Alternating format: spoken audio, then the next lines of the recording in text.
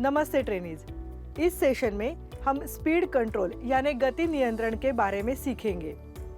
इस सेशन के अंत तक आप single needle lock stitch machine के बारे में जान सकेंगे और single needle lock stitch machine के प्रमुख पार्ट्स और उनके कार्यों को समझा सकेंगे।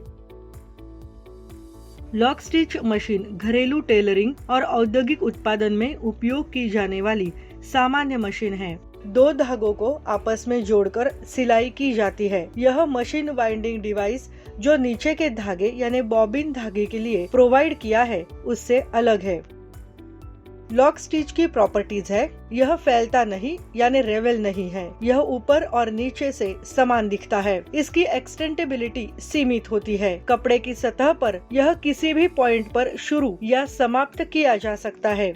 वुमेन्स गारमेंट्स और बने हुए कपड़ों के बहुत सीमित ऑपरेशंस के लिए इसका मुख्य रूप से उपयोग किया जाता है। इसमें दो धागे होते हैं, एक सुई का धागा और दूसरा बॉबिन का धागा जो सिलाई करते समय आपस में जुड़कर कपड़े को स्टिच करता है। इससे कपड़े के दोनों तरफ समान स्टिच होती है। सुई और बॉबिन के बीच धागे की खपत 1:1 रेशो में होती है। इसीलिए बॉबिन को बॉबिन थ्रेड यानी धागे से बार बार भरा जाना चाहिए। उसमें बॉबिन केस और हुक सेट होते हैं। इसका उपयोग कॉलर, कफ, जेब आदि जैसे नॉन स्ट्रेचेबल भागों के लिए किया जाता है। तैयार हुई सिलाई यानी स्टिच की स्ट्रेचेबिलिटी 0.4% होती है। यह सब लॉक स्टिच की विशेषताएं हैं। लॉक स्टिच मशीन के दो प्रकार होते हैं, सिंगल नीडल और double needle. Pressure foot lever, thread take up lever, needle bar, pressure foot needle यानी सुई, pressure spring regulator set, knee lifter, power switch, motor, escalator, back tack lever, stitch regulator, thread winder, balancing wheel, side glass और thread tension.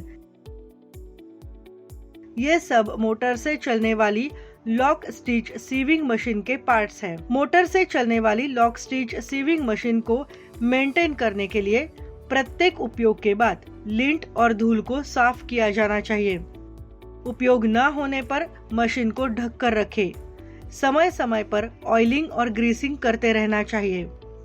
बिजली के तार और plug का विशेष ध्यान रखें और मशीन में समस्या आने का संकेत मिलते ही उसकी मरम्मत करा ले। Needle bar, pressure foot, thread retainer, pre tension, machine pulley, reverse stitching lever, finger guard, bobbin winder, thread take up lever cover और बेल्ट कवर, ये सब सीविंग मशीन के मुख्य पार्ट्स हैं।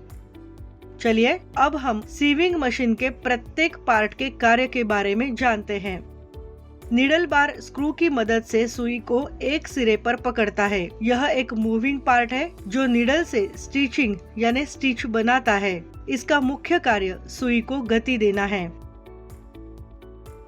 प्रेशर फुट जूते के आकार का एक घटक है जो सिलाई करते समय कपड़े को पकड़ने के लिए बार से जुड़ा होता है। थ्रेड रिटेनर छोटा हुक होता है जिसके माध्यम से थ्रेड यानी धागा वर्टिकल डायरेक्शन में सीधे सुई में जाता है। थ्रेडिंग को आसान बनाने और सिलाई शुरू करते समय धागे को बाहर आने से रोकने में प्री टेंशन का उपयोग होता है। कपड़े को उलट दिशा में स्टिच करने यानी सिलाने के लिए रिवर्स स्टिचिंग लीवर का उपयोग किया जाता है।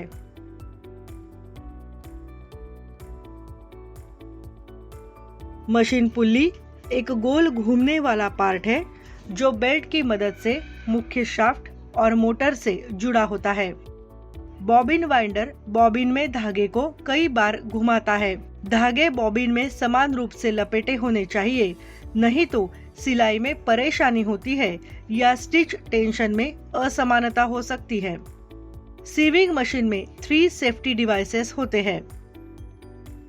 फिंगर गार्ड एक ऐसा उपकरण है जो सुई के नीचे अपनी उंगली को जाने से बचाता है। मशीन में विंडो ग्लास रखी होने के कारण थ्रेड टेकअप लीवर कवर सिलाई के दौरान दुर्घटना से बचाता है।